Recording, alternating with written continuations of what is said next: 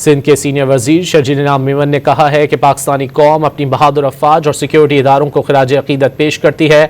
अफगान तालिबान रजीम एहसान फरामोशी कर रही है। इस बार भी नाकामी अफगान तालिबान रजीम का मुकद्दर बनेगी।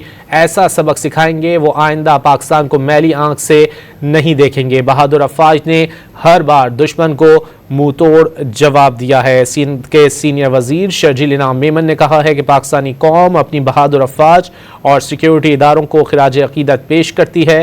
अफगान तालिबान रजीम एहसान फरामोशी कर रहे हैं। इस बार भी नाकामी अफगान तालिबान रजीम का मुकद्दर बनेगी। ऐसा सबक सिखाएंगे कि वो आइंदा पाकिस्तान को मैली आंख से नहीं देखेंगे।